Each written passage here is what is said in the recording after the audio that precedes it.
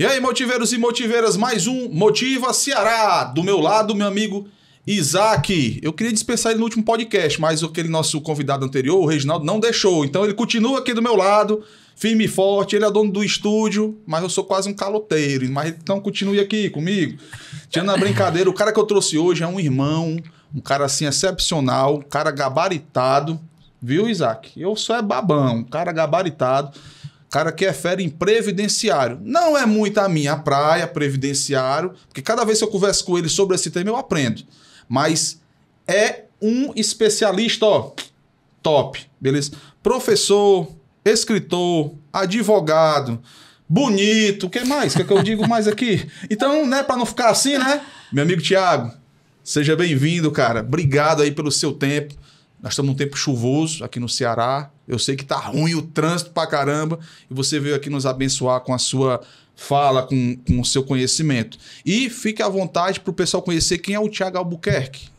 Obrigado, meu amigo, meu irmão Oswaldo, irmão inclusive de fé, agradeço demais. E eu costumo dizer que quando a gente é convidado para um projeto no qual o líder é uma pessoa que a gente respeita, a gente se sente muito mais on board, engajado, mais motivado a participar. Aproveitando que o podcast se chama Motiva Ceará, me senti muito motivado quando o convite veio de você. Um profissional que eu respeito, que eu admiro, que se você teve essa fala elogiosa para dizer que aprende comigo Previdência, eu aprendo com você sobre segurança pública, sobre direito militar e tenho certeza que a gente vai ter um momento produtivo aqui, né? Para conversar, trocar figurinhas e fazer as pessoas entenderem que você chegou onde chegou, eu cheguei onde cheguei, que ainda pode não ser o auge do que a gente pode alcançar um dia, mas que isso tudo teve um começo, teve um meio, e isso aqui ainda pode ser o meio, e onde a gente vai galgar, chegar, pode ser muito mais distante ainda, né? Massa, perfeito. Cara, é legal, aqui a gente gosta de história. E eu sei que o meu amigo tem muita história. Thiago, quando você era criança, você planejava ser advogado ou não? Ou foi uma coincidência da vida? Você veio logo para a advocacia, ser professor, você passou em um concurso público? Como é que foi mais ou menos essa caminhada, essa jornada até agora? Eu sou do interior, né? E eu gosto muito de dizer que eu sou do interior do Ceará, do Nordeste, porque muitas vezes, acho que uma das grandes frases que eu aprendi de um grande membro da Câmara dos Lordes, né, da Inglaterra, que ele dizia o seguinte, ele dizia que não sabendo que era impossível, ele foi lá e fez. Selva. Né? Quando eu pensava... Quando você começa a pensar assim, cara, eu sou do interior do Ceará, eu nunca vou conseguir estudar na PUC, na USP, nunca vou conseguir fazer um curso em Harvard, nunca vou conseguir ser autor nacionalmente conhecido, palastrante. Eu nunca me limitei, nunca ninguém me avisou que eu não podia. Então eu tinha um besourinho lá que dizia que um dia eu podia chegar a esses locais aí, né? E começando realmente, usando de um pleonasmo, começando do começo, lá no início. Eu sou do interior do Ceará, né? Eu nasci em Sobral, Princesa do Norte. Meu pai, hoje em dia, mora lá com minha madrasta, seu Poliano Tia Geisa, uma pessoa que eu amo demais, meu pai e minha madrasta. E quando eu saí de Sobral, eu tinha 12 anos de idade. Eu tinha uma perspectiva que meu pai disse o seguinte, olha, você pode sair no primeiro ano, estudar em Fortaleza ou na 8ª série. Você escolhe aí. Eu disse, cara, se for pra passar perrengue, sentir saudade da família, eu prefiro ir logo na 8ª série. Eu meio que antecipei com essa vontade de criar um pouco mais de densidade, de casca grossa para enfrentar a vida. E com 12 anos eu vim morar em Fortaleza, na casa de uma tia minha, né? Meu pai era bancário. Meu primeiro sonho não era ser advogado. Na verdade, eu ouvia o meu irmão falar sobre ser diplomata, não sei o que, eu achava muito bonito isso. E eu tinha um parâmetro, que meu pai é o meu maior parâmetro ideal de homem de família, estudioso, profissional, que eu via ele chegando do Banco do Brasil e eu dizia, não, eu quero ser bancário. Né? Logo depois da prima face que foi ser diplomata, depois eu queria ser bancário e cresci querendo ser bancário. Tanto é que uma das faculdades que eu cheguei a fazer, mas não concluí, foi de economia. E aí não sonhava com advocacia até então. Só que aí quando eu fui chegando na época da faculdade, meus amigos, meu pai recomendou, meus amigos tinham entrado no curso de Direito e eu entrei também. E aí eu fiz um semestre de Direito e comecei o segundo semestre de Direito, mas aí que a coisa meio que degringolou, mas como a força redentora de Deus, o que era ruim se transformou em bom. Né? Tem um mito da história, um mito da mitologia que fala do mistério de Eleusis, que é uma deusa, que ela é responsável pela agricultura, E aí ela tem a filha dela, Perséfone, que talvez alguém reconheça o nome por causa da novela, tinha uma mulher chamada Perséfone. E aí essa filha dela foi raptada por Hades, o senhor do submundo. E aí ela foi brigar com Hades e os dois chegaram para Zeus, né, para poder resolver. E aí Zeus fez um acordo, disse que 6 meses ela passava no submundo com Hades e 6 meses ela passava com a mãe dela, né, na Terra não, no Olimpo, na verdade. E aí o que aconteceu? A mãe dela, ela passava 6 meses triste quando ela ficava com Hades e 6 meses alegre quando ela passava com ela. Isso é um mito relacionado à agricultura, mas é um mito que fala daquilo que às vezes precisa morrer para nascer. Aquela semente que você planta e parece que está no solo ali, né, infértil, morta, mas aí quando ela surge, ela brota e brota bonita, com galhos, dá fruto, dá vida. Isso é um grande mistério que a gente tem desse ciclo que a vida passa, né? Assim como, por exemplo, o Gilberto Gil canta na música dele, Drão, o nosso amor é como um grão, uma semente de ilusão, tem que morrer para germinar. Ou como na oração de Francisco a gente canta, né? É morrendo que se vive para a vida eterna. Exatamente. Ou como a própria história do Cristo, né? Aquele que morre na cruz, mas ressurge com mais força para sentar ao lado do trono de Deus Pai, com mais força ainda, com mais vigor, né? Então, algumas coisas que a gente passa na vida são ruins, mas elas trazem um novo ciclo e às vezes mais pujante, mais portentoso, mais forte. Nesse segundo semestre da faculdade de Direito, meu pai teve um solavanco financeiro muito grande. E ele até disse para mim que eu podia continuar a faculdade de Direito, mas eu não tive coragem. Eu vendo a dificuldade financeira que ele tinha passado, eu disse, não, pai, eu vou trabalhar e aí eu vou ver o que eu faço com a minha faculdade depois. E aí eu comecei a trabalhar aplicando película de carro, esses fumês, né? Então comecei a trabalhar numa oficina, numa empresa de embelezamento automotivo, aplicando fumê, e logo com o tempo aí eu fui nomeado para ser supervisor daquela empresa, e em seguida eu fui convidado para trabalhar na parte arquitetural. Aí já era até um outro público, né? Porque a gente lidava mais com os arquitetos, construtoras. O shopping aqui de Fortaleza tive oportunidade. Se você for lá na parte nova lá dele, não vou falar o nome para não fazer merchandising, mas o grande shopping que é conhecido aqui, se você for lá nas escadas, ela tem uma película jateada prata. Foi a gente que instalou de madrugada lá. Um grande shopping lá de Natal também, a gente passou... Mas diga o nome, diga Iguatemi, qual mais? Iguatemi, aquela parte nova ali em frente a Centauro, né? Aquilo ali era... O pessoal ir lá. Aquela escada rolante lá era tudo motor, era tudo transparente. Aí acharam feio e queriam uma solução e não queriam trocar o vidro. E aí a gente instalou a película arquitetural para poder resolver. Lá no Midway Mall em Natal, a gente passou 3 semanas trabalhando com os operários, tudo numa casa, todo mundo dormindo junto, eu dormindo na varanda da casa, junto com o supervisor adjunto meu, que na época tinha. E foi uma experiência muito positiva. Só que aí eu ganhava um dinheirinho e tal. E aí passei na época em economia na UFC, né? Como eu tinha que, de alguma forma, ajudar em alguma conta, né, da casa, eu também não podia começar a faculdade, porque eu também tinha que destinar esse recurso para lá. Então, eu passei na Federal e fui fazer economia, que não tinha que pagar mensalidade. E aí, fiz alguns semestres de economia lá. Só que aí, meu irmão morava nos Estados Unidos há muito tempo. E aí, ele fez o convite. Cara, vem morar nos Estados Unidos aqui, o trabalho é mais fácil, você ganha mais dinheiro, junta uma grana, volta para aí depois. Eu disse, vou lá para os Estados Unidos. Eu já sou de Sobral mesmo, já falava inglês, né? Então, tá bom demais. Então, só para vou lá para os Estados Unidos, né? E aí, eu fui morar um tempo lá com ele. Só que aconteceu uma coisa muito, muito, muito interessante mesmo na época. Antes de eu ir embora para lá, nesse tempo que eu fui trabalhar no Midway Mall em Natal, eu acabei descobrindo uma sinagoga e descobri pessoas lá que eram chamados de judeus marranos. Marranos é uma palavra que vem do hebraico que significa mará, é amargo, e anu é o sufixo nosso. Então, nosso amargor é representação daquelas pessoas que eram judeus e foram obrigados a se converter durante a publicação do édito que foi feito lá em 1492 na Espanha, posteriormente 1507 em Portugal, onde os reis diziam, ou você vira católico ou você tem que sair daqui e deixar tudo que você tem. Então, isso iniciou Espanha, depois Portugal, com os reis católicos Isabel e Fernando, e depois, posteriormente, Portugal. E, com o tempo, no Brasil, a Santa Sé e a Inquisição vieram também e acabaram começando. Primeiro por Recife, depois Paraíba, Rio Grande do Norte, Ceará. E a saída dos judeus foram vir para o interior. Por isso que na minha cidade, na cidade originária da minha família, que na verdade que é Coreaú, se você falar assim, ei Albuquerque, 70% da cidade vai levantar a mão. Por quê? Os judeus, eles casavam entre si, entre familiares, para não perder a consanguineidade. Então, eu acabei descobrindo essa herança judaica que eu tinha na minha família e comecei a frequentar o sinagoga, estudar um pouco mais e tudo. E aí, quando eu cheguei nos Estados Unidos, eu fui procurar uma Kehilá, que é uma comunidade. E aí, nessa comunidade, eu comecei a estudar. Tinha um estudo de terça-feira, eu ia lá, viajava a 45 minutos para poder fazer esse estudo e tal. E aí, teve uma bolsa de estudos que me deram para um intensivão. Durante 10 dias, a galera ia ficar em Santa Bárbara, né, na Califórnia, né, e na casa do fundador do McDonald's, do Ray Kroc, né? Era muito legal porque a gente estava lá aprendendo lá numa mesa que tinha 40 lugares, porque era a mesa que ele fazia reunião com os executivos do McDonald's. E aí a gente teve um momento de lazer, de nadar lá no mar, no Pacífico, azulzão e tal, muito legal. Mas foram 10 dias de muito intensivo.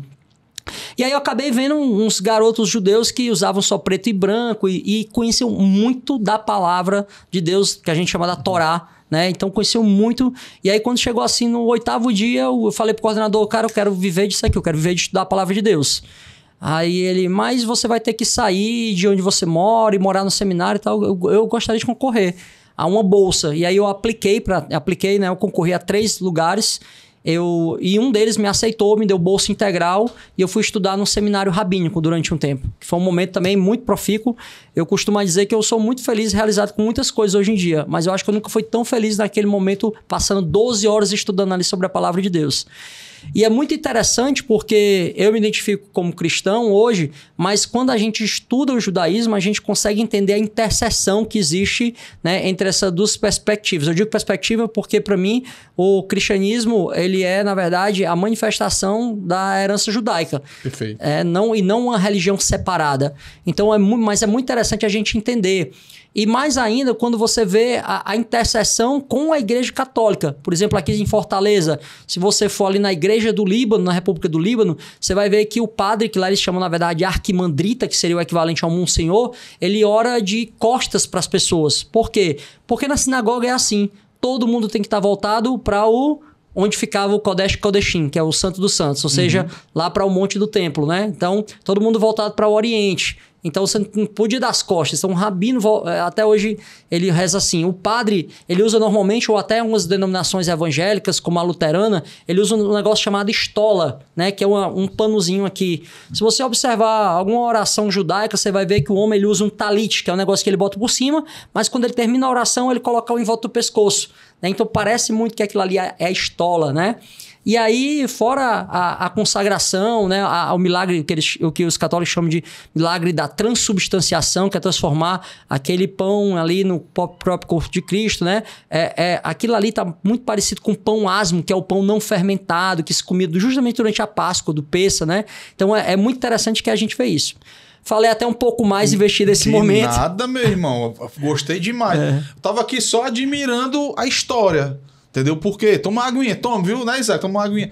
Cara, que legal, porque eu já conheci um pouquinho da história, a gente vai aprofundando. Mesmo nada do que é motivacional nisso aí, cara. Quem que... Né, assim, na perspectiva humana, lá de Sobral, vai para os Estados Unidos, que tem um irmão, Deus colocou um irmão lá. Aí você conhece Natal, a sinagoga, olha aí, ó, para você ver territórios, né?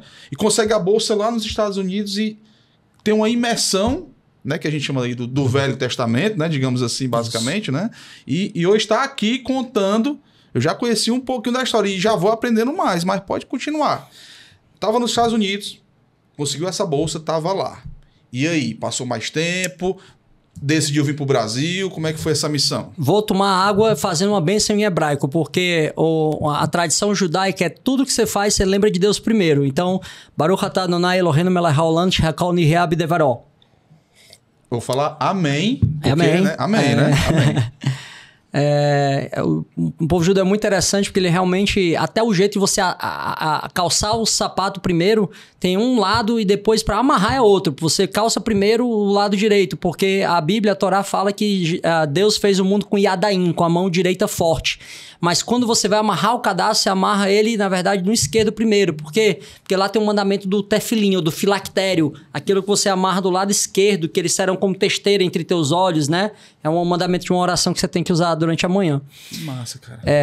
A gente costuma dizer que o judeu ele faz 100 bênçãos durante o dia, né? E aí, por quê? Porque lá em Devarim, Deuteronômio, tem 98 maldições. Maldito seja aquilo que isso, que aquilo. Isso, então, para combater as 98 maldições, um judeu deve fazer 100 bênçãos por dia. Caraca, isso eu não sabia. Para você ver como é interessante a imersão, viu, Isaac?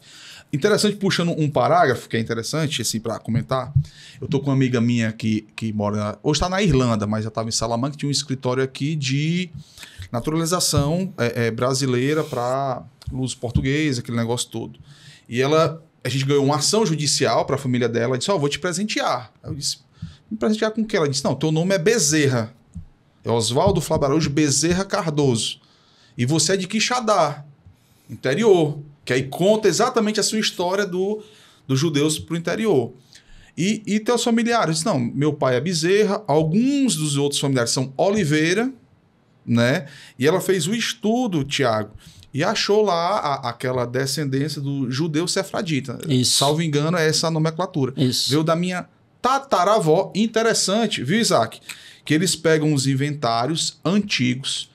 Nem a minha avó tinha a foto interessante que eles conseguiram da minha tataravó, que ela tinha vindo de lá. Então eu tenho uma foto de estar ainda no procedimento, padrão deles lá, interessante, para conseguir a naturalização portuguesa vindo do judeu sefradita que veio para cá para o Nordeste. Interessante. Perfeito, Se você olhar na Bíblia, o nome que eles dão até hoje é Sefarade.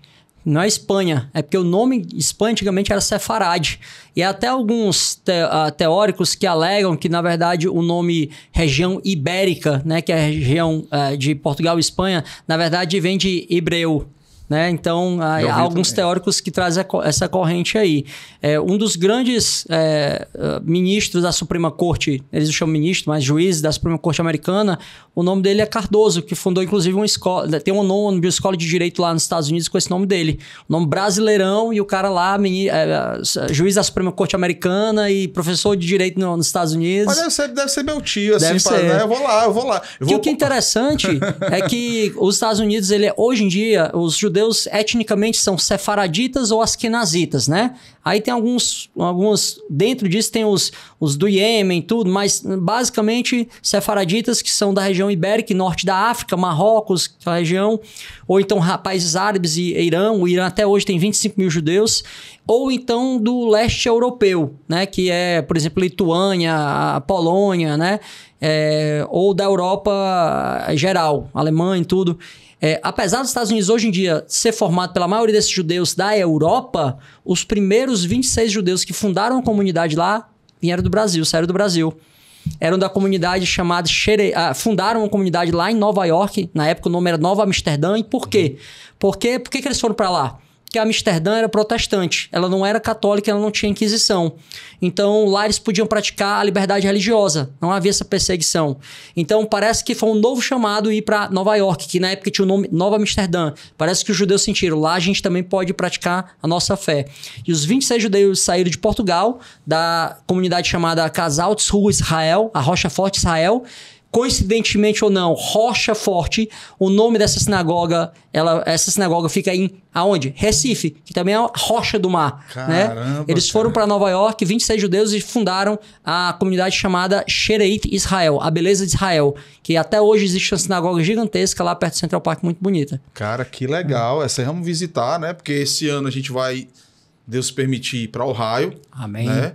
Ano passado eu iria, né? Eu disse aqui pro meu amigo Isaac, e tava tudo pronto para a missão de Ohio, mas eu desobedeci a Deus, não por coisa ilícita, né? Fui trabalhar demais. A verdade foi essa, viu? Uhum. Peguei uma missão eleitoral para trabalhar com êxito, mas tomou meu tempo e a viagem acabou não dando certo com a bolsa que a gente recebeu, mas Deus me deu uma segunda oportunidade, né? E vai ser agora para esse primeiro semestre. Em nome de Deus. E vai ser mais forte, mais glorioso ainda, tenho certeza. Vai ser, graças a Deus, não perdi a bolsa, né? E, cara, que legal. Pense, Isaac, ó, isso aqui não estava planejado não, viu? Não estava planejado não. Aí você tá lá nos Estados Unidos, certo? Aí o que te fez pensar em, basicamente, empreender no Brasil, né? Foi logo para que... Você começou lá a empreender? Não, o que eu ia eu investi um pouco de tempo falando um pouco das curiosidades, né? Mas era, na verdade, para trazer o deslinde de que o que me trouxe ao Brasil foi uma frustração. Foi algo ruim. Aquela frustração inicial lá de meu pai ter passado o solavanco e ter tido que parar a faculdade, começado a trabalhar em empresa com que trabalha fumê e tal, me levou aos Estados Unidos para tentar crescer, ganhar mais um dinheirinho. Acabei virando, no linguajar cearês, liso de novo, porque eu fui virar seminarista, né? Lá no seminário eu só tinha um trabalho que era 2 vezes por semana à noite, e 2 vezes de manhã, que ia levar uns meninos para Manhattan no carro, que o pai tinha muito dinheiro e me pagava para levar de manhã cedo, mas era só para assim, pro básico, né? Para conseguir comprar cartão, ligar para meus pais e tal. E aí eu voltei para o Brasil para tentar conseguir mudar o meu visto para um visto R1, que era o visto de Religious Visa, né? Um visto religioso. Só que aí, quando chegou lá no consulado, lá em Recife, a mulher disse que eu ia trabalhar ilegalmente nos Estados Unidos, que eu não ia estudar, não. E aí, negou meu visto e ainda tirou meu visto anterior. Caraca, e aí, Thiago. foi uma frustração imensa, porque eu tinha abandonado a faculdade de economia aqui, que eu fazia na Federal, eu tinha largado o emprego e lá nos Estados Unidos também eu não podia mais voltar. Isso foi dia 4 de janeiro de 2008. Mas... lembrando, né, da força redentora que Deus opera nas nossas vidas, o que aconteceu? Dia 16 de março de 2008, tinha um concurso para ser feito que era do INSS. E aí eu voltei dia 4 e a minha irmã mandando mensagem para mim, e aí, deu certo o visto? Eu, não deu certo, não quero falar sobre isso. Aí cheguei de manhã num ônibus em Fortaleza, e aí passou assim, amanhã eu deprimido com aquilo, chateado, né? E aí eu só vou estudar para concurso. Ajudar. Meu tio era diretor de um cursinho aqui, disse que me arrumava uma bolsa, e aí eu nunca tinha estudado para concurso, mas vou estudar para concurso, né? E aí comecei a estudar, e minha mãe na época, ela cuidava da cantina desse cursinho. E aí foi interessante também, porque ela tinha começado a trabalhar lá, não tinha nem 4 meses, ela também não podia pagar salário, mas precisava de ajuda, porque estava começando o negócio dela. E aí eu chegava de manhã com ela, com as panelas de sopa, de tudo, que a gente caía em cima de mim, à noite, às vezes estudar com a roupa toda melada e tudo, mas ajudava lá ela. Ela não me pagava salário, ela me pagava R$ 5,50 por dia, porque era o valor do PF que tinha na esquina. E aí eu, para economizar, para no final de semana ir pro cinema, alguma coisa, né? Eu pegava e comia 2 sanduíches de presunto com ervilha, que era o salgado com doce ali para me saciar, e pão integral, que eu tava na dieta, que eu também usei esse momento para também perder peso, perdi 34 quilos na época, aliás, 38 quilos na época. Caraca. Tinha uma vida extremamente regrada nessa época aí. E aí... chegava de manhã, ajudava ela, quando o pessoal entrava, às vezes atrasava um pouquinho na aula porque estava ajudando ela, mas assistia a aula de manhã, na hora do intervalo voltar para ajudá-la de manhã também, aí na hora do almoço ela já tinha saído 10h40, aí eu me orgulho muito disso também, além de comer o sanduíche, eu tinha vontade de dormir na hora do almoço, depois do treino da academia, depois do jiu-jitsu da academia, que eu voltei a fazer jiu-jitsu nessa época também. E aí eu colocava o avental da mulher que fazia as coisas lá na cantina, lá na cozinha.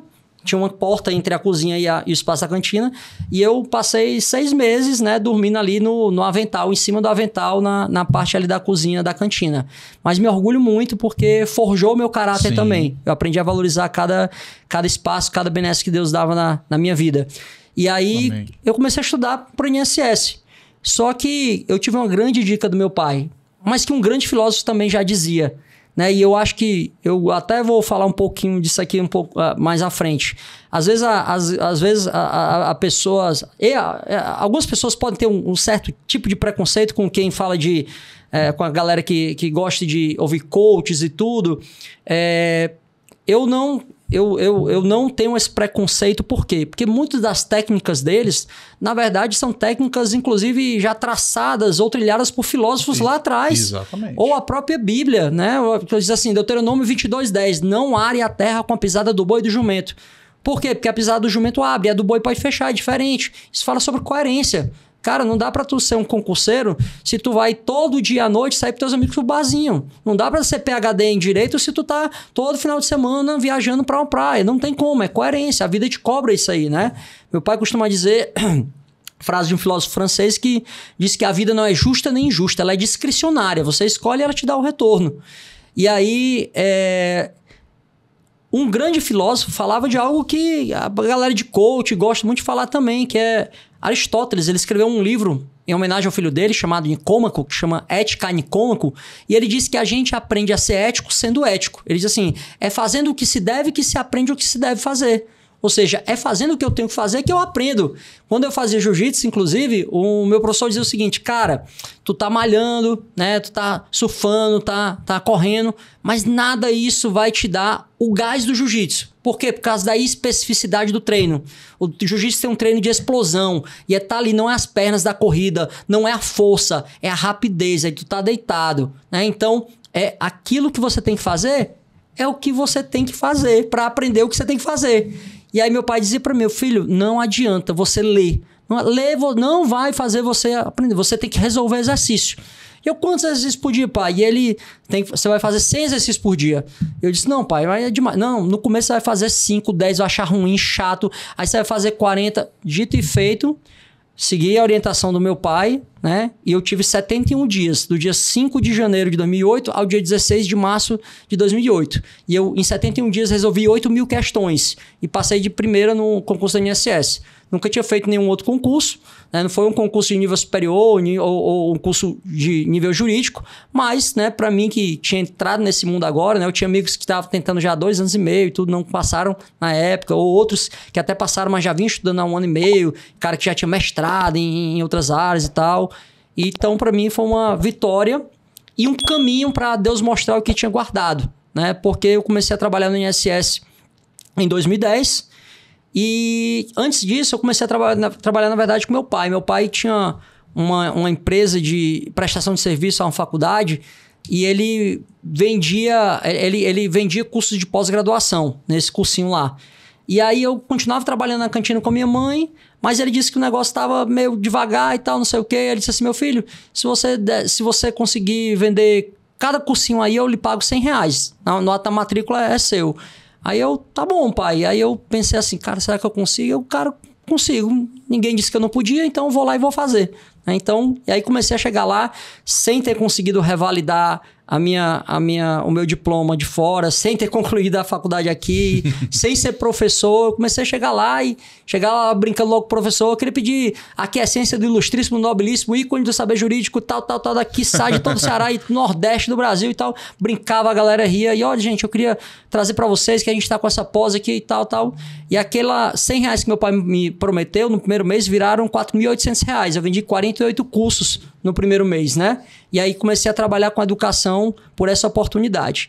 Que é também um recado que eu queria deixar para você. Você que não está sabendo o que você quer fazer na sua vida, comece a fazer por onde tem oportunidade de fazer. É isso aí. Porque não adianta de forma etérea, gasosa. Cara, mas eu não sei se eu quero fazer medicina veterinária, se eu quero fazer engenharia de pesca. Cara, o que é que está aparecendo agora? É algo que orbita dentro do teu objetivo? Guarda coerência? Agarra. Depois decide. O tempo vai passar de qualquer jeito. Não é porque tu tá pensando mais que aquilo ali vai fugir do teu rol, do teu plano, não. Então, é importante começar a fazer. Até pra gente saber se não gosta. Né? Porque eu posso começar e não gosto disso aqui, eu vou pra outra coisa. Mas só ficar conjecturando, né, é algo que não vai te trazer essa cognição do que realmente te faz feliz profissionalmente. Trabalhei com meu pai durante quase 2 anos, fui chamado para o INSS, só que aí nessa época eu fui trabalhar no interior do Ceará, lá em Russas, né, no Vale do Jaguaribe. Também foi um momento muito legal. Eu trouxe um livro para presentear o meu amigo Oswaldo Cardoso. Tá aqui, ó. Livro de Pensão por Morte, que é meu último livro dos 5 que eu ajudei a escrever. Olha aí, cara. Mas eu digo que eu comecei a aprender Previdência com um servidor de lá, que não era formado em Direito, acho que ele não tem formação superior, mas foi meu primeiro chefe, que eu tive uma dúvida. Chegou uma mulher com documentação e eu achei um tanto frágil. Aí eu perguntei pro meu chefe na época, o senhor Tacílio, inclusive aqui um grande abraço para ele, que é um homem que eu admiro muito, ele é a dona Rita, a mulher dele. Senhor Tacílio, chefe Ota, se chama, chefe, essa mulher aqui, a documentação dela, eu não tenho certeza se ela é ou não agricultora. Eu não sei se eu concedo benefício. Ele, por quê? Porque a documentação não é tão boa. Você tá na dúvida? Tá. Então conceda. Na dúvida tem que conceder. A Previdência nasceu para proteger as pessoas.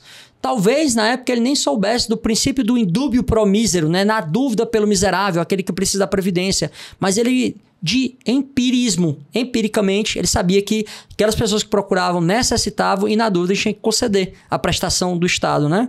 E aí eu comecei a trabalhar lá E aconteceu outro evento nefando e nefasto na minha vida, que foi a perda da minha mãe.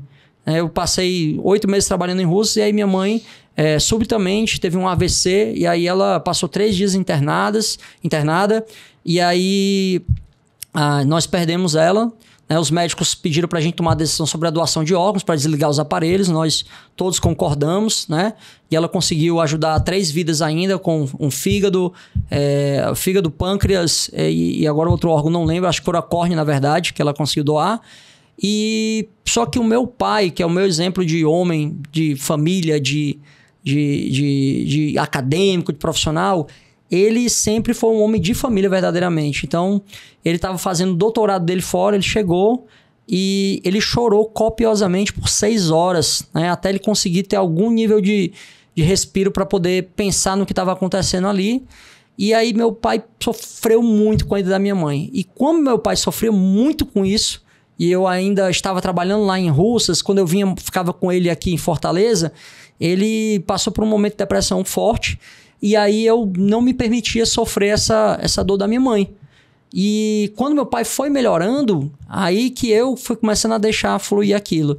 E acabou desaguando, né? O luto, ele tem necessidade, né, de ser vivido nas suas 5 fases, né?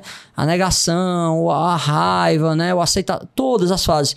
Quando você sublima ele, passa alguma coisa por cima fingindo que não aconteceu, ele vai desbocar de uma maneira muito agressiva, muito, muito voraz, né? E foi o que aconteceu comigo. E aí eu entrei no processo de depressão muito forte.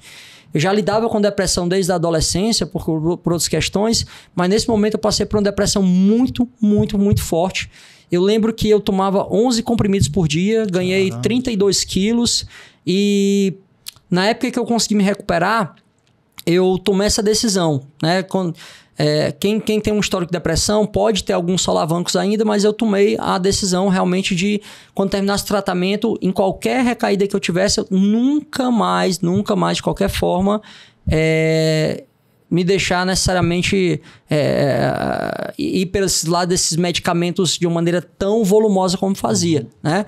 Claro que se você estiver pondo em risco sua vida ou de alguém, é importante fazer, né? Importante, o medicamento ajuda muito, me ajudou na época, né? Mas eu tentei, agora é importante você saber o seu limite. Dentro do meu limite, em um momento em que eu tivesse uma recaída, que eu não deixasse ser levado por ela, inundado, e aí conseguisse realmente me aproximar mais de Deus para conseguir superar, né?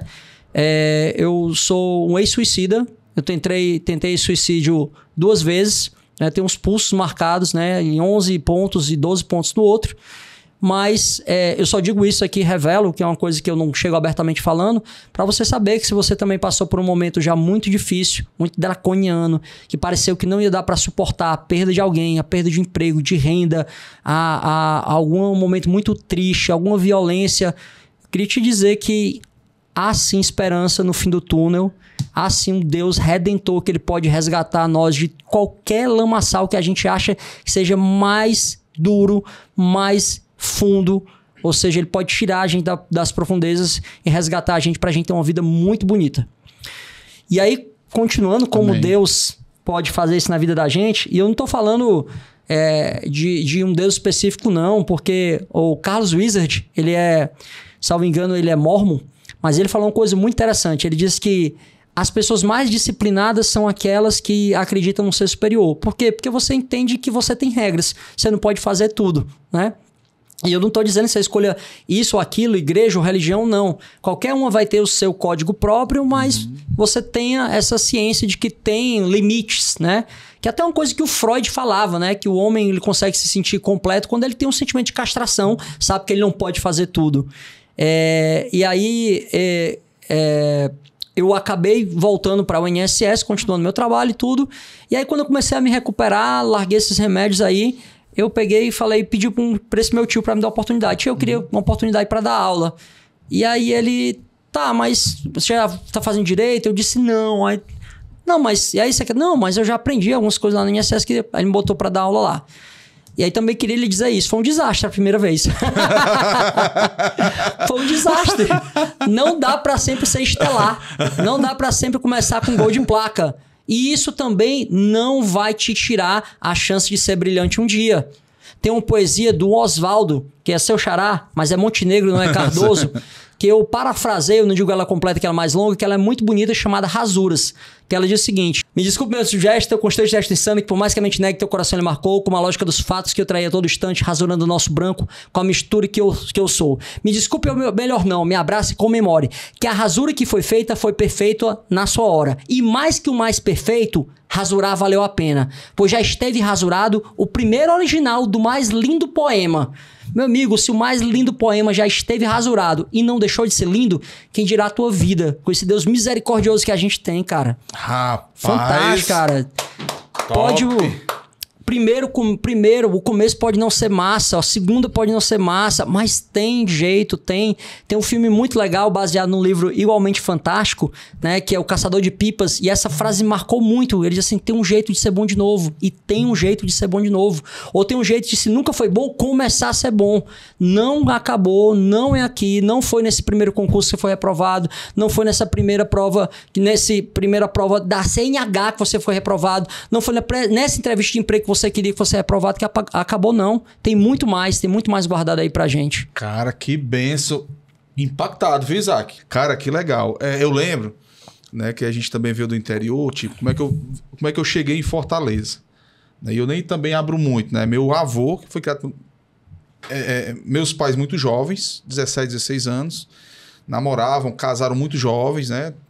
E nasceu essa belezura, né? E logo, eles também muito jovens se divorciaram. Na época não se divorciaram, viu? Se desquitaram, né? Que era outro termo, né? E eu fiquei com a minha avó e com meu avô, né? Já pessoas maduras. Quando foi em 97, né? Eu fui pro colégio, que eu estudava no GVA, lá em Quixadá, que era o colégio Ginásio Valdemar Alcântara, que é o colégio de padre, né? E eu fui pro colégio, eu ainda lembro como se fosse hoje. Tava na filinha para orar a Ave Maria e o Pai Nosso e cantar o hino do Brasil e ir para salas, né? Quando fez as orações e cantou o hino do Brasil, a professora chegou, né, e disse: Oswaldo, eu vou te levar para casa. E nós andávamos de bicicleta, porque não tinha carro. E ela tinha, não me lembro, um Palio 96, só que na época era top, né? E ela me levou para casa. E isso de manhã, eu tinha achado, mesmo sendo criança, tinha achado estranho. Por quê? Porque meu avô não tinha aparecido com o pão. E ele todo dia de manhã, 5h30, ia comprar o pão de bicicleta e trazia. Né? Que a gente mora hoje, onde seria a nossa casa, em frente ao CDL, né? Que foi até um terreno doado. E nesse dia não vi e ela me levou. Quando eu vou chegando próximo da rua da minha casa, tem uma senhora, né, que era muito próxima dele. Eu vi ela chorando aos prantos, assim mesmo... grito de desespero. Quando eu olhei, eu com 11 anos, eu disse assim, olhei para a professora e disse assim: tia, meu pai morreu. Aí quando eu olhei para ela, eu lembro como se fosse hoje. Eu olhei, ela estava chorando, né? E ela não falou nada. Aí ela parou o carro dela, eu desci. Quando eu entrei em casa, tava uma multidão de pessoas, tava minha avó chorando, né? E o motivo da morte dele, ele trabalhava muito. Meu avô, ele dizia o seguinte: trabalhava domingo, segunda, de manhã, de tarde, à noite, fazia muita caridade. E o que é que ele pedia? Uma copinha de café, siriguela, pitomba, né? E minha avó sempre dizia assim: rapaz, você trabalha muito. E ele dizia assim: eu nasci para trabalhar. Homem nasce para trabalhar. E ele trabalhou 41 anos numa empresa só, né? 41 anos numa empresa só. E a morte dele, Isaac, ele levou um choque da empresa de algodão, da família Baquite. Não foi erro da empresa, né? Ele era o chefe da subestação e, por algum motivo que hoje a gente não sabe, se ele teve uma tontura ou se passou mal, ele caiu por cima das máquinas e toda a energia da empresa de algodão passou por ele, né? E eu recordo bem no velório dele, ele muito inchado, não tinha hoje a técnica que tem, né, das próprias empresas lá funerárias, né, sangrando um pouco ainda do nariz. E algo que me marcou bastante, eu tinha um gato, o nome dele é Nito, foi meu primeiro gato. Eu sempre gostei de gato, né, pra ter uma ideia, mais do que cachorro. E ele tinha comido uns preá que a gente cuidava, e meu avô disse: eu vou levar esse gato lá pra fábrica pra ele correr atrás dos gabiru. E esse gato sumiu. Gabiru comeram ele. Sumiu. Aí a gente questionava, eu disse: o pai trouxe meu gato e o gato fugiu. Sumiu. Um ano após, no velório do meu avô, esse gato apareceu. A distância, imagine a distância da OAB da Washington Soares para as tapioqueiras. É a distância que era lá de casa para a empresa. E ele não foi levado assim a pé, foi levado num saco, numa caixa, que ele não teve contato com a terra. E coincidentemente, um ano, no dia do velório do meu pai, do meu avô, o gato apareceu lá em casa. Né? Então, assim, o motivo da gente vir para Fortaleza foi isso. Foi o quê? Minha avó ficou muito sentida, né? E tinha parentes aqui em Fortaleza, e a gente veio para Fortaleza. Sempre gerou aquela crítica, né? Filho criado, neto criado por vó. Como é que vai ser? Porque a gente foi morar na periferia, né? Não morava no melhor de Fortaleza, morava na periferia, andava de ônibus, sofria assalto, passei fome, né? Então, esse é os nossos perrengues das histórias. E o que é que não seria, como você falou aí, de história? Né? Então, um dos motivos do podcast Seu Nome Motiva, entendeu? Podia ser o quê aqui? Podcast Advogado do Ceará. Poderia, né? Só que tem amigo advogado aí, não ia faltar um. Mas a ideia é o quê? Trazer o que você trouxe. Motivar uma questão real, que eu já conheço um pouco, questão real, como tem vários perrengues que a gente pode trazer para motivar o pessoal. Né? E cheguei aqui em Fortaleza, morando com a minha avó, tivemos uma casa arrombada, viu, Isaac? Levaram tudo, televisão, som, até perfume, panela. E minha avó não tinha dinheiro, a gente passou, sabe quanto tempo para comprar uma televisão 14 polegadas Samsung, e é daquelas que o botãozinho era um triângulo. Um ano. Que hoje é uma televisão dessa, hoje você compra cartão, parcelado, crediário. Um ano. E o que é que eu tinha? Que eu comprei lá na Praça do Ferreira, um Walkman. Era o que eu ouvia as coisas pelo Walkman. Um ano de Walkman. Né? Então a gente passou por todos esses perrengues, né? De ser assaltado no ônibus e tudo. Isso vai forjando toda uma história. Né? E eu jamais, e isso eu deixo bem claro, imaginava ser advogado. Não era o plano A, nem o B, nem o C. Não imaginava. Eu queria ser professor de biologia. Nada a ver. Eu gostava dos meus professores. Um abraço pro professor Ed Frank. Lá, eu gostava de biologia, né? Tirava nota boa. Eu tive uma discussão para passar a palavra para ti, porque você contou a sua história, do seu pai, da sua mãe, veio muito a minha história. Eu tive uma discussão com um professor de biologia sobre um vírus. Ele explicou uma coisa e eu, né, vibrador, no 3º ano do ensino médio, levantei a mão e disse, professor, me desculpe, mas o senhor tá errado. Aí ele, não tô errado. Tá errado. Aí ele disse, não, por quê? Aí eu fui explicar lá da cápsula, não sei o que e tal, e eu sempre pesquisava biologia. 2 dias depois ele veio, me chamou, aí ele disse assim, rapaz, teve um embate e me chamaram para coordenação, viu? Você está enfrentando o professor. Eu disse, não estou enfrentando, é que está explicando errado. Né? E ele chegou e disse, olha, ele falou uns termos que nem eu no 3º ano sabia o que era. Eu falei com a professora pós-doutor lá da UFC, PhD, não sabia nem o que era. Não, realmente faz sentido, mas aquela minha, porque tem uma corrente, deu o Miguelito lá, que ficou bacana, porque eu gostava daquilo, né? E a advocacia, já para pular para ti, nem falar do concurso da Polícia Militar, não. Quem me motivou foi um policial em uma noite numa viatura. Mudou toda a minha estratégia. Porque eu passei no concurso, ensino médio, para a polícia, estava lá de boa, não tinha perspectiva de faculdade, nada. Feitosa, que é advogado lá em Tururu, hoje é advogado também, ó, deixou a corporação para ser advogado também. Cara, você foi o elo. Ele chegou assim, ó, pai, tem um negócio bom para nós. Aí o que é, Feitosa? Faculdade de Direito. Aí, para ter uma ideia, faculdade de Direito, né? Faculdade de Direito, na minha cabeça, mesmo eu concursado público lá em 2009, eu imaginava algo inalcançável. Eu disse, não, tem uma faculdade ali que dá um desconto 30% para o policial. E na época, o governo, salvo engano, Dilma, tinha feito o Pronas, que dava uma bolsa de R$ 1.400 para quem estudasse, fizesse curso. E eu, ó, sempre gostei de estudar. E ganhava essa bolsa. Aí eu calculei, não, se for tanto e tanto e tanto, eu vou poder pagar a faculdade. E o Feitosa foi o cara que eu levei para a faculdade. Cheguei atrasado na hora do vestibular, vindo uma ocorrência da polícia, quase perdi a prova. E nisso eu fui e entrei na advocacia sem entrar em mais detalhes. Por que eu estou dizendo isso? Cara, o que tu falou aqui, e para quem está nos assistindo, me fez lembrar toda aquela trajetória de vitória. Quer dizer que a vitória é só positivo. Não.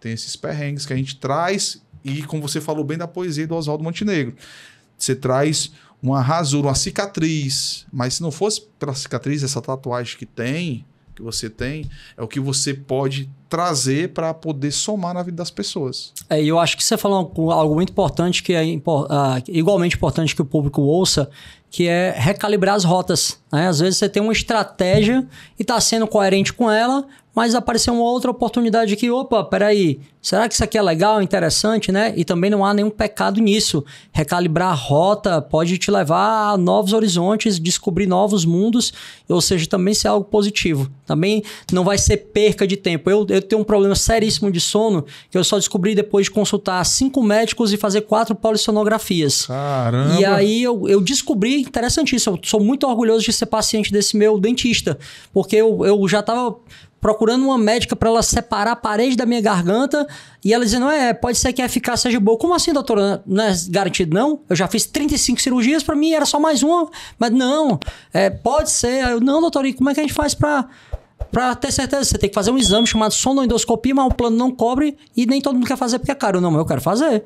Aí eu cheguei lá no plano, tinha lá o doutor Calbi, meu dentista me acompanha hoje em dia, um homem extremamente conceituado, tem 2 pós-doutorados nos Estados Unidos, cara, muito interessante para trazer pro podcast. Vamos convidar, doutor, muito interessante. Viu? Vou te contar só um detalhe da jardineira para você ver como é interessante. E aí ele estava lá, ele era dentista, tinha uma anestesista, uma médica do sono, e aí, na verdade, eles fizeram a simulação daquele CPAP, aquele aparelho que você usa para dormir, não funcionou. E quanto mais aumentava, mais fechava minha garganta. Ele simulou um aparelho e esse aparelho foi que resolveu, que não fazia mais minha garganta colar, então permitia passar o sopro. Só que ele disse assim, você usou o aparelho durante muito tempo, só que agora, infelizmente, vai perder o que você consertou, porque vai ter que afastar seu maxilar, porque é ele que está fechando sua garganta, né? E aí eu disse, mas é pro melhor. Então, perdi para ganhar, na verdade. Então, é importante a gente repensar as estratégias de vez em quando. E vamos trazer o doutor. Doutor Calbi, é tão interessante o caso dele, que ele estava fazendo um mestrado, e aí foi um otorrino falar disso, do impacto que a mordida tinha no sono. Ele começou a pesquisar, e aí concorreu a um doutorado em Medicina do Sono na Universidade Federal de São Paulo. Não é na USP, é na Federal de São Paulo lá. E aí ele passou. Só que aí o edital não falava que tinha que ser bacharel em Medicina, e não queriam aceitar ele porque ele era bacharel em odontologia. Aí ele foi lá conversar na reitoria e disse, não, mas o edital não fala, né? Princípio da legalidade. Exatamente. O bilex não distingue, né? Que não distingue é mesmo. Se não tá restringido, não pode restringir. E aí aceitaram. E ele disse que os médicos lá de São Paulo brincavam com ele. Rapaz, não bastava os médicos do Ceará tirar as vagas da gente. Agora os dentistas do Ceará estão tirando a nossa vaga, né? Ele é uma personalidade muito legal. Cara, que massa. E aí, o que aconteceu de interessante? Nesse primeiro momento que foi ruim, né? A aula, né? Foi desastroso o curso que eu dei. Aconteceu de eu também não desistir, né? Porque é importante a gente saber que nem sempre vai dar certo da primeira. E aí eu continuei insistindo um pouco. E até lembro de uma vez que eu quis dar aula lá de novo e ele muito gentilmente quis dizer que não era interessante ainda, porque eu não tinha começado a faculdade de Direito, e o Direito veio para mim por causa disso. Não era nem para advogar, era, cara, o que me falta é uma formação em Direito, é eu ter mais o reconhecimento da técnica jurídica, então eu vou fazer a faculdade de Direito. O INSS tinha uma bolsa na época pra gente, pagava quase metade da faculdade, mais da metade da faculdade, eu acho, e aí comecei a fazer também. Agradeço, inclusive, o período de serviço público, porque também me ajudou a me formar em Direito. E aí eu me lembro que eu era chamado de professor, mas eu me lembro que os advogados da época, até hoje em dia que tem convívio comigo, diziam assim que eu era só mais um servidorzinho do INSS. E aí eu queria dar aula, porque eu não era nem advogado e não sei o quê. E aí uma coisa muito interessante que os coaches às vezes falam também, mas que um filósofo já falava. O que aconteceu? Eu queria começar a ser visto como alguém que não podia se vestir de qualquer jeito, porque tinha uma posição importante. E aí eu era servidor do INSS e comecei a trabalhar de terno. E às vezes de gravata. E às vezes algum colega meu ou outro até ria, né? Porque achava que eu queria mostrar, não sei o que. Não, eu quero ser visto como alguém que está começando uma carreira docente, que está ali, concursado do Serviço Público Federal. Queria ser visto dessa forma.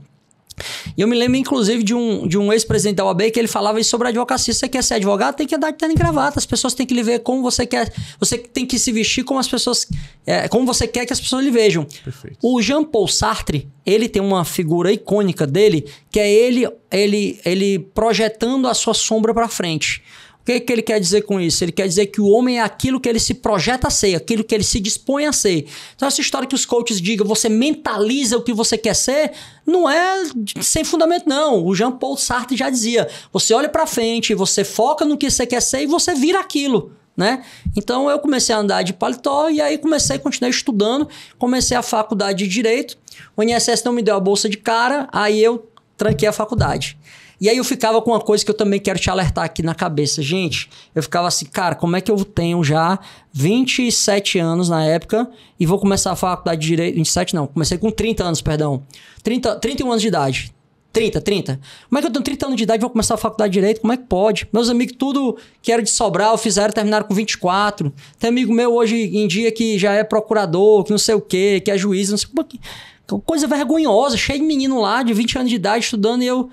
Cara, primeira coisa, o tempo vai passar de qualquer jeito. Você fazendo a faculdade, terminando com 34, 36, 37, 38, 40, ele vai passar de qualquer jeito. Então, se tu começar agora ou depois, não importa, ele vai passar. E a segunda coisa, que é o que o Oswaldo fala, Montenegro no caso, né? Não existe, cara, essa rasura.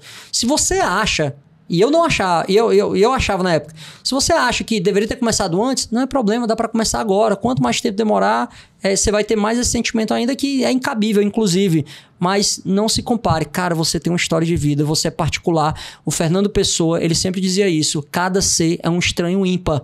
Você tem um contexto, o seu colega tem outro contexto, aquela outra pessoa tem um outro contexto, cada um tem um DNA, um CPF, um RG, todo mundo é diferente. E isso não te diminui, isso não faz do teu amigo maior, isso não muda nada em ti. Um grande escritor americano chamado Ernest Hemingway, que escreveu O Homem e o Mar, ele tem uma frase muito fantástica, ele diz o seguinte, vou falar agora em inglês porque eu sou de Sobral. There's nothing noble in being better than your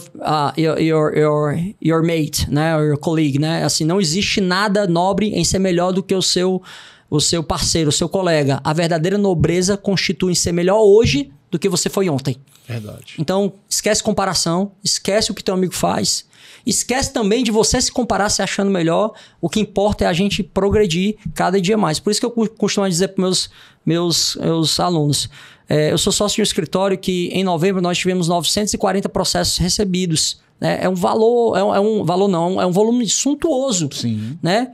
Mas eu não sei se um dia eu vou virar o Nelson Williams de ter 5 mil processos por mês. Mas não importa, eu já saí de 5 processos para 940. Né? Então, você hoje está assistindo aqui que é advogado, ou você que é estudante, você pode não virar o Nelson Williams, mas você pode terminar o teu 2º grau. Você pode fazer um supletivo, você pode tirar a tua CNH, você pode fazer alguma coisa para mudar a tua vida para melhor de ontem para hoje. Uma coisa que eu vi mais fantástica, Oswaldo, porque eu acho que o pessoal tá ouvindo assim, não, mas eu não consigo. O Thiago falou que o pai dele era bancário. Não, então eu não consigo estudar direito. O Thiago não fez com o pai dele bancando. O Thiago primeiro passou no concurso para depois conseguir uma bolsa e depois fazer. Né? E depois de ter trabalhado muito tempo por conta própria. Mas mesmo que você pense que a sua história é mais difícil, a coisa mais legal que eu vi uma vez na vida, um morador de rua passou para o concurso de coveiro da cidade dele. E ele era um morador de rua. E ele é coveiro, mas ele estava ganhando só um salário mínimo. Mas com esse salário mínimo ele conseguiu pagar um aluguel. Ele conseguiu ter dignidade. Ele conseguiu agora até, inclusive, tentar fazer o supletivo. Não importa, você não precisa ser juiz de hoje para amanhã. Você não precisa ser médico de hoje para amanhã. Não precisa ser embaixador. Mas você pode mudar um pouquinho a tua realidade para melhorar um pouquinho de hoje para amanhã. E basta um pouquinho por dia. De grão em grão, a galinha enche o papo. De melhor em melhor, você vai chegar até onde você quer. E aí eu comecei realmente a faculdade de Direito, interrompi porque não ganhei a bolsa, só que aí logo no ano seguinte eu consegui a bolsa do INSS. Aí eu disse, cara, então agora eu vou aproveitar aqui. Eu fiz a faculdade de Direito em 3 anos. No último ano eu fiz 31 disciplinas, 14 no penúltimo semestre e 17 no último. Caraca! E já trabalhando no INSS e já tentando ali dar aula, né? E aí eu corri realmente. Inclusive eu fazia alguns trabalhos voluntários para a Defensoria Pública da União na época, eu tenho queridos amigos lá. E ainda um amigo meu na época disse assim, ei cara, o que é que tu faz? Tu quer fazer um curso de psicanálise? Quando é esse curso? É de domingo, uma vez por mês. E quanto é que custa? Não, cara, eu te dou uma bolsa. Eu disse, bora, fazendo. Não faço nada de domingo mesmo. Tô fazendo só 14 cadeiras na faculdade, 17 outros, mas bora. Mas isso também é uma estratégia que eu até te recomendo também. Não diz aquele velho ditado que mente vazia é a oficina do diabo? Então também para mim foi uma estratégia para lutar contra a depressão, né? Que eu tivesse o tempo todo minha mente produtiva, que eu estivesse o tempo todo ocupado, fazendo coisas que eu achasse que me levariam a algum lugar onde eu queria estar. Então também fica essa dica para você. Realmente é importante você estar sempre se movimentando, fazendo coisas positivas, se envolvendo com pessoas que têm objetivos similares aos seus, né? E aí eu comecei, aí foi interessante porque um cara me chamou aqui em Fortaleza para eu coordenar uma pós-graduação de Direito Previdenciário, no primeiro ano de Direito que eu estava fazendo. E aí ele não sabia que eu não era bacharel em Direito nem advogado. Aí eu sei que eu disse top, na hora, né? Na hora. Eu desafio comigo mesmo, eu vou e não tem isso não, eu vou conseguir formar. Ninguém me disse que eu não podia formar, mesmo sem ser formado em Direito, então vou. E aí eu peguei, para isso eu fiz um evento, né, na Escola Superior da Advocacia, em 2014. Coincidentemente foi o ano que não teve congresso aqui, então o evento lotou, deu 140 e poucas pessoas. E aí nesse momento eu lancei a pós e consegui formar a pós. E também tinha um juiz federal lá que estava presente, que ele gostou muito porque uma pessoa fez uma pergunta, ele não soube responder na hora. Foi um colega dele que fizeram pergunta ao colega dele, juiz, não soube responder na hora. Eu disse, súmula 416 do STJ, e aí eu respondi. Aí, tanto o procurador-geral do INSS, da Procuradoria aqui, geral da época, ele gostou muito de mim, pediu para me requisitar para eu ser preposto do INSS nas ações judiciais. E aí já foi um avanço para minha vida, porque eu não tinha que bater ponto nas agências, já estava lá, né, lidando com o judiciário e tal. E esse juiz, depois de 6 meses, me requisitou para trabalhar no grau mais nobre do Juizado Especial Federal, que é a Turma Nacional de Uniformização. E foi um momento de grande aprendizado, né? Porque toda aquela técnica jurídica ela foi uma imersão gigantesca de coisas que eu não sabia, às vezes tive que procurar, estudar e tal, mas foi muito desafiador e igualmente legal. E o mais legal ainda é que eu cheguei a formar algumas turmas de pós, salvo engano, 3, e aí em determinado momento teve um conflito com essa pessoa. E aí eu não recebi um pagamento lá. E aí eu fiquei chateado, falei para um colega da época, cara, pô, eu contando com esse dinheiro, o INSS paga tanto, eu tô aqui fazendo a faculdade de Direito, fazendo 14 cadeiras, tentando terminar logo e tal. E é mais uma prova como Deus, cara, transforma a tua vida. Se você tem coerência com teus objetivos, cara, Deus vai te abençoar. Deus, os seus objetivos próprios que você acredite. Eu tô falando de Deus porque eu acho que realmente existe esse grande arquiteto do universo, como a gente diz numa ordem que também faz parte. Eu perdi esse dinheiro e aí pensei assim, cara, por que eu preciso dessa escola para montar uma turma de pós? Eu vou montar minha turma de pós. Aí cheguei, falei com um amigo meu e aí ele me indicou para falar com o pessoal de um grande grupo aqui de colégios que tinham montado uma faculdade há pouco tempo e tinham tentado formar já 2 turmas de pós em outra área e não tinham conseguido. E aí eu disse, olha, eu queria aqui tal. Quem é você? Eu disse, eu sou o Thiago, servidor do INSS, tal, não sei o que, deu meu currículo. E aí ela, tá bom, vamos. Na primeira turma, enquanto o máximo de alunos que eu tive naquele cursinho lá foi 43, na primeira turma eu coloquei 62 alunos. Caraca. E melhor, eu só pagava um percentual para a faculdade. Eu ficava com muito mais dinheiro. Então, todo aquele dinheiro que eu deixei de receber, meu amigo, aquilo ali foi gota no meio do oceano que eu comecei a ganhar, enquanto ainda era servidor do INSS, só com uma turma. Aí aconteceu também uma coisa muito interessante. Eu tive uma verdadeira... não sei se a palavra é forte, mas eu não estou encontrando outra. Uma pessoa que era muito ligada a mim se aliou a outra pessoa que não gostava de mim e resolveu fazer uma coisa aqui meio que por trás das minhas costas e tal. E aí eu sempre pensei assim, Oswaldo, eu sou chinês, eu faço mais barato, mais rápido e melhor. Eu não preciso derrubar ninguém, eu só dou um salto maior que a pessoa. Então fizeram essa coisa aqui, eu disse, cara, não tem problema. A gente vai fazer um evento lá em Sobral, a gente fez um evento, colocou 180 pessoas, e aí aproveitei para lançar um pós em Sobral. Aí quando eu vi, eu tava com turma de Fortaleza, turma de Sobral. Aí chegou um cara de Crateús e disse assim, professor, e você não tem PC aqui não? Eu disse, vou fazer um evento em Crateús. Aí disse, ora, minha mãe sempre dizia, desde quando eu era novo, menino, vai ter pós em Crateús? Claro que eu vou. E aí eu montei, no menos de 6 meses eu tava com pós em Fortaleza, Crateús e Sobral. E aí virou uma empresa, que é o nome da minha empresa, chamada EADIR, Escola Aberta de Direito, que está presente hoje em 8 estados da federação e no Distrito Federal. Ou seja, aquilo que parecia ruim, eu aproveitei uma oportunidade, recalibrei a rota e disse, vou para cá, e Deus tornou fantástico. Muito, muito legal mesmo. Cara, eita, Isaac. Tô dizendo pra ti, ó, ele pensava que era brincadeira minha, mas eu disse, ó, com o Thiago, tem que ser assim uns 3 podcasts, porque é muita história massa. E aqui, meu irmão, insights aqui, pra você que tá nos assistindo, você já viu aqui que tem muito, muito, muito. Cara, Pronto, montou após, que tá aí bombando, graças a Deus, top. Muitas palestras que eu venho acompanhando também, top. Hoje tá advogando? Tô advogando. Tá advogando, né? Tá na ordem lá também. Então. O Thiago é um cara aí que eu já disse.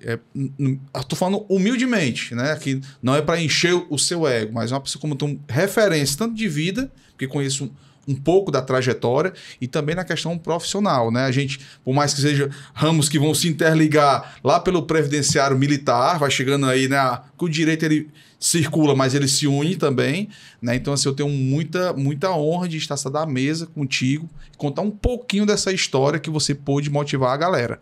Tiagão, aquela ali é a câmera do... Câmera abençoada. Não vai ser o do sucesso, não. Vai ser acima. Abençoada. Ali você pode mandar beijo pra esposa, pode mandar pros companheiros da advocacia, pra família, pra quem você quiser.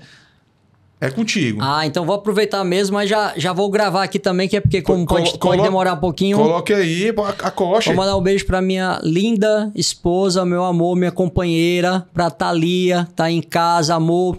Muito obrigado pela parceria de sempre, obrigado pela presença, pelo apoio, por essa cumplicidade, intimidade que a gente tem. Te amo. Obrigado a todos os colegas também que fazem parte do sistema OAB, que nos ajudam na ESA, na OAB mesmo, na CAAS, que tem um grupo fantástico. Obrigado a todo mundo. Obrigado a meus sócios escritórios que ajudam também a fazer a construção desse trabalho aí. Rapaz, deixa eu pegar aqui. Top. Só vamos ter um problema, Isaac. Se a gente não falar metade do que ele falou aqui para nossas esposas, nós estamos lascados, viu? Cara, é uma satisfação imensa ter aqui, mostrar aqui. Vai terminar? Eu preciso contar mais uma coisa. Pô, me conte, homem. Preciso contar mais uma coisa. Você falou que tinha para dar 3 podcasts, talvez não 1,5 resolva, mas eu preciso contar uma história para você saber, porque como a gente sabe, romper barreiras não é fácil. Uma parte é você saber que não é impossível. Não sabendo que era impossível, ele foi lá e fez. Massa, você saber. Agora, como operacionalizar? Porque, meu amigo, no final das contas, existe um mercado. E as pessoas nem sempre querem repartir essa fatia do bolo. E aí, como é que você quebra a chamada estratificação social? Como é que você consegue ter mobilidade? Né? Na Índia existe o sistema de castas. E parece que algumas sociedades não têm ela de maneira formal, mas acham que você tem que estar naquela lá e há um determinismo social e você não pode mudar dela. Né? E eu acho que a gente tem visto agora muito mesmo uma mobilidade muito grande no Brasil. Devido a ProUni, ProNasce, devido a FIES, né? Esses programas que incentivaram. E aí, para mim, a mobilidade social ela se deu de uma maneira interessante. Mobilidade social e profissional. Porque quando eu comecei, o pessoal da advocacia dizia que era só um servidorzinho do INSS. Mas isso aí que era interessante, porque quanto mais... Eu não sou uma pessoa de me deprimir com isso. Eu tinha um problema com a questão da minha família, com a questão de ordem familiar, mas isso me dava mais gás, me dava mais vontade de dizer que eu ia saltar mais forte, ainda mais pesado. Tem esse espírito aí, você já observou das nossas conversas, né? Eu vi. E aí, quando o pessoal dizia que era só um servidorzinho da INSS, beleza, cara, mas eu vou pra cima, como diz o linguajar no coloquialismo, popular mesmo, né? No coloquialismo. E aí, só que tinha um problema. Eu queria escrever e ninguém queria me publicar. Eu queria dar entrevista e ninguém queria me entrevistar. Eu queria, sei lá, escrever um artigo, ninguém queria. O que eu fiz? Criei minhas oportunidades. Eu criei o meu blog, onde eu escrevia. E os poucos alunos que eu tinha, eu mandava para eles lá. Olha essa notícia legal, essa lei que saiu, essa decisão legal. Aí ninguém queria me entrevistar. Eu comecei a gravar vídeos. Comecei a gravar vídeos no Facebook na época, 2014. Um dos vídeos, inclusive, me levou para ser um servidorzinho do INSS, professor do Complexo Damásio de Ensino em São Paulo. Porque eu tava lá chegando de paletó, ainda sem ser advogado, mas de paletó no meu carro. E aí tava tocando uma música da rádio, música do mundo, mas na rádio na época eu ouvia. Tá lá o Tony Guerra cantando Shinerai. Fez sucesso, viu? E eu vou lhe contar que o sucesso também reverberou na minha vida. Porque ele na música fala assim: ei mãe, a senhora aposentada minha avó também quero comprar minha Shinerai. E aí bem na hora que eu parei no sinal vermelho, vem o refrão: todo mundo tem Shinerai. E aí eu comecei a explicar: gente, vocês sabem o que a Shinerai tem a ver com o benefício daquela pessoa? É que nos grandes rincões do país, mais distante, o Brasil padece de falta de inclusão bancária. Então as pessoas não têm acesso a crédito fácil. Por isso que o benefício joga dinheiro direto na economia, como também serve de fonte de financiamento para compras de bens de maior valor agregado. A pessoa pega um consignado, faz uma reforma da casa, compra uma parabólica ou a Shinerai. E é por isso que ela é tão importante. Por isso que ele... Aí continuou. Todo mundo tem Shinerai. E aí esse vídeo teve 3.693 visualizações e 92 compartilhamentos. E um dos caras que viu lá, eu que não tinha oportunidade de dar entrevista para ninguém, fiz minha oportunidade e um dos caras que viu foi um cara que era coordenador do Damásio. Meu querido amigo, irmão, Teodoro Vicente Agostinho, até hoje. Temos livros escritos juntos, coordenamos pós juntos. E aí ele botou um riso lá e mandou para mim no Facebook. Thiago, me manda aí teu mini currículo, porque tu tem um projeto aqui que eu queria te incluir. E aí eu comentei com uma pessoa na época e ele disse... Vale, será que ele vai te chamar para dar aula no Damásio? Eu, não, deve ser para... Você debatedor em algum evento, alguma coisa assim, sei lá, no máximo isso aí e tal. Aí 48 horas depois vem uma resposta pelo próprio Facebook. Cara, eu queria te convidar aqui para dar um curso como advogado no direito previdenciário. Aí eu, pronto. Caraca! Só que eu fiquei angustiado. Como é que eu vou dar aula no curso como advogado sem ser advogado? Eu fiquei feliz, foi ambivalente. Eu fiquei assim, regozijante, mas ao mesmo tempo preocupado. E aí... Mas, meu currículo eu não menti em nenhum momento. Eu disse lá que tinha uma especialização em gestão previdenciária. Não falei que eu era bacharel em teologia. E aí fui dar aula, muito nervoso. O pessoal da franquia do Damásio de Sobral mandando mensagem. Cara, tu tá nervoso, tá não sei o quê. Só que aí o Teodoro disse, cara, eu vou dar aula em Marabá, mas fica até domingo pra gente poder almoçar, eu te conhecer. Eu, beleza, fiquei lá e tal. Fomos pro Que Bárbaro, um restaurante argentino que tem lá na Vila Madalena. E aí... Eu pedi uma cervejinha, na época eu bebia uma Quilmes Argentina, né? Porque era mais baratinha e tal. E o Theo pediu logo um espumantezão. E aí ele o tempo todo perguntava assim pra mim... E aí, quer um gole não? Quer um gole não? Eu não, o preço desse espumante deve ser caro.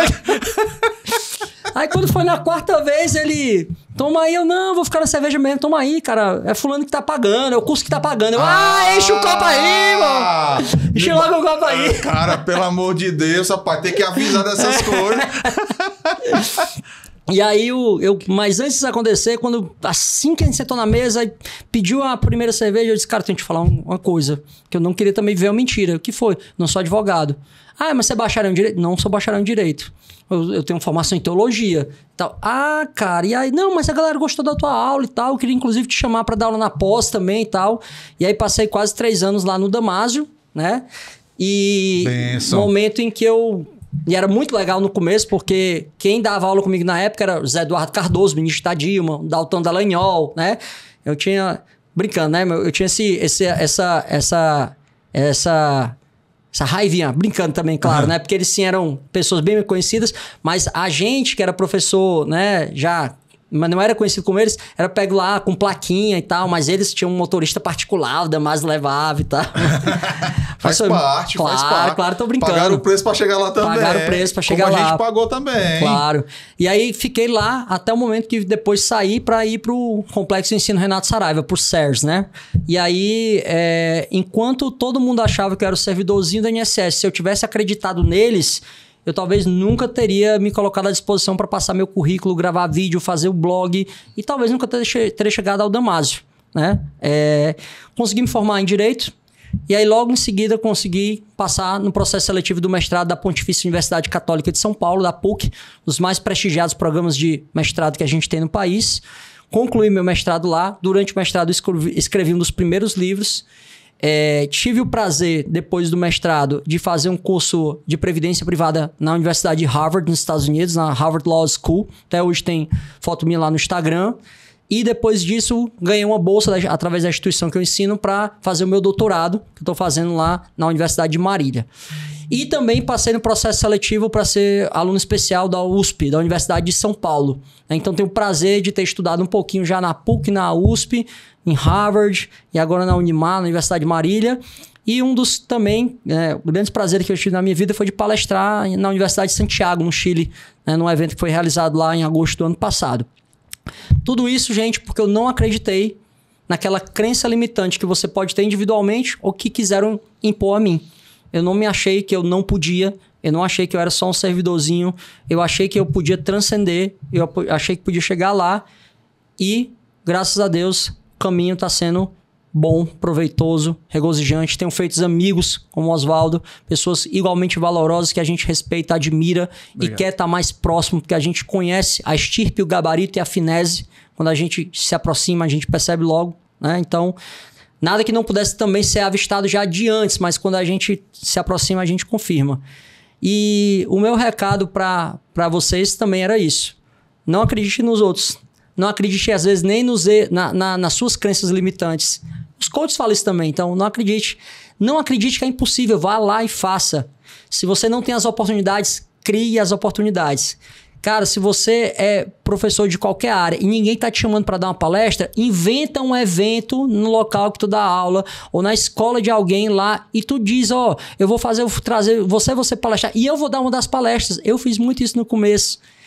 E, meu amigo, sobretudo, minha amiga, sobretudo também, não vai ser na primeira tacada. Não vai ser.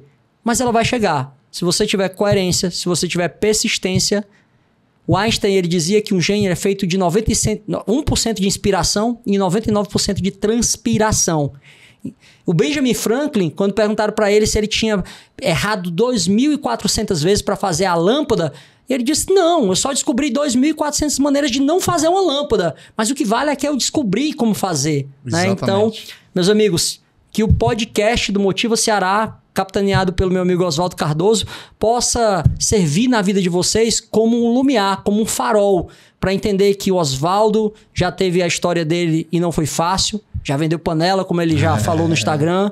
Eu tive a minha de trabalhar aplicando fumê, de uma família abastada para ir trabalhar por conta própria. Você tem a sua. E lembre disso, a sua pode ser até mais difícil, você pode até achar mais difícil, mas você pode mudar uma coisinha de hoje para amanhã. E mesmo que demore a chegar até onde você quer, o tempo vai passar de qualquer jeito. Então comece a fazer. Cara, meu irmão... Meu Deus, é bênção demais. Não se preocupe não, pode chamar por 2 com mais coisa. Interessante, pra gente tá chegando ao fim, eu lembrei muito quando eu fui cursar a faculdade, eu cursava pela manhã, trabalhava só à noite. Agradecer aos meus comandantes da Polícia Militar do Ceará que me autorizavam a trabalhar só à noite. Trabalhava 6 dias e folgava 1, mas era concursado público. Saía do meu plantão e ia para a faculdade. Sempre prestei muito bem prestado o meu mistério, gostava de vibrar nas ocorrências. E interessante, nesse perímetro, minha esposa fazia enfermagem. Eu saía de manhã, saía à noite do trabalho, saía 6 da manhã, ia buscar ela no Maracanaú, voltava, ela deixava às vezes na Dom Luiz, que é distante completamente, 40 minutos, 1 hora, ia para a faculdade. Às vezes a faculdade, meio-dia, ia para casa, tirava um cochilo e ia buscá-la, porque ela estava grávida, estava tendo a primeira, segunda filha nesse inteirinho. E Tiago, e para você que está nos assistindo, eu não repeti uma cadeira. No penúltimo semestre, eu fiz 12 cadeiras. Por quê? Mediação e arbitragem estava chegando na faculdade como optativa. Ninguém queria fazer porque era optativa. Psicologia jurídica, ninguém queria fazer porque era optativa. Eu pago quanto? Não, é gratuito se você quiser fazer, mas é para o seu currículo. Coloque. Fiz 12. Eu lembro de uma cena, para finalizar, viu, Isaac? Constrangedora, mas motivacional. E uma dessas cadeiras, eu cheguei um pouco tarde, pro quartel, eu chegava às 22 horas, eu liguei pro comandante e disse, comandante, vou me atrasar um pouco. Então eu falei, não, sem problema, você fica comigo na viatura de fiscalização. E tinha outro comandante na frente da tropa. E eu desci com a camisa preta da polícia, fardado, e um vadimeco aqui. E eu subi na escadaria, e lá o pessoal perfilado, né? E ele disse, olha aí, ó, quem que inventou... Desse jeito, quem inventou de cursar direito? Mas ele tá com um monte de papel na mão que não serve nem para limpar o meu... né? Cartão único, né? Você pega as siglas aí, né? O cartão único, entendeu? Né? E ali, cara, eu entrei no alojamento para colocar o fardamento e eu disse, mas só vai dar certo assim. E anos passaram. Adivinha para quem eu advoguei no direito militar? Olha aí, que fantástico. E detalhe, que aí o que o Thiago falou aqui, eu deixo para você como último ensinamento. Nunca menospreze quem tentou te menosprezar. É forte. É forte. Eu me arrepio. É forte, meu irmão, é forte. Porque isso eu acho que é um dos grandes ensinamentos de Jesus. É forte, é forte. Eu Entendeu? trouxe isso pra minha vida, né? As pessoas que eu disse que me chamavam de servidorzinho até hoje são pessoas com que, inclusive, eu convivo, né? E a gente não tem que ter esse rancor, porque às vezes não é pessoal, às vezes são problemas da própria pessoa, o medo dele de te ver ali. A crença. Quantas vezes que o Oswaldo deve ter sido chamado e eu fui chamado de doutorzinho? Ó o doutorzinho aí! Rapaz, demais. Pra menosprezar o que a gente tava fazendo, né? Isso. E a parte boa é que nesse período, né, que a gente tá aqui, detalhe, passei na OAB de primeira, estando no próprio curso, né? E a parte boa de ter feito essa jornada é o quê? Que a gente tá aqui podendo contar e motivar pessoas que estão tendo dificuldades igual, maiores ou menores, mas que tem a sua história para ser contada. Eu queria só dar um último recado de um minuto. Na hora, acoste. Meu amigo, quando você também ouvir um palestrante dizendo, olha, não trabalhe demais, você tem que tirar o seu tempo para você relaxar, para não sei o quê. O Steve Jobs, ele tirava os retiros dele para fazer yoga, não sei o quê. Gente, isso aí é um bocado de gente que tem um mercado já e não quer que você entre. Eles não querem que você saia, eles não querem que você quebre a estratificação social, eles não querem mobilidade social. Eu não conheço um cara de sucesso que ele simplesmente criou uma ideia genial, do nada, não se esforçou, não ralou e simplesmente virou uma pessoa de sucesso. Ou com dinheiro, ou academicamente, ou familiarmente, tudo envolve energia para você botar também. Então, tenha tempo claro para distribuir tudo de uma maneira geral, mas saiba que se você fizer só o quilômetro que todo mundo faz, você vai andar só 1 quilômetro mesmo. Para galgar o inesperado, a gente tem que fazer o inesperado. Amém, amém, amém. Tiagão. Valeu, meu irmão. Deus te abençoe, Deus te abençoe. Obrigado. Parabéns pelo podcast. Cara, obrigado. Aqui é só um, mas a gente está trazendo os amigos aí. E detalhe, quando tiver as atualizações também no Previdenciário, que tem muitas, eu sei que todo dia você vai lá, aqui vai ficar a tua rede social também, aqui em algum lugar dessa tela. Maravilha, obrigado. A gente também vai trazer um dia só atualidade, só Previdenciário. Jogar, show. Anima o pessoal, coloca aqui um slide. Ó, isso aqui você vai fazer tal pra gente também dar uma força pra galera, beleza? Será um prazer. E Deus te abençoe, abençoe a família, sucesso. A nós. E você que nos assistiu, segue o meu amigo Tiagão, vai ficar aqui as redes sociais dele aqui na tela. E obrigado. Olha aí o quanto de história, quanto de insight legal. E eu só digo uma coisa pra você, meu irmão, continue. A palavra é só essa, continue. Choveu, continue. Fez calor, continue. Essa é a maior decisão que você toma na sua vida, beleza? Um forte abraço, até a próxima, valeu!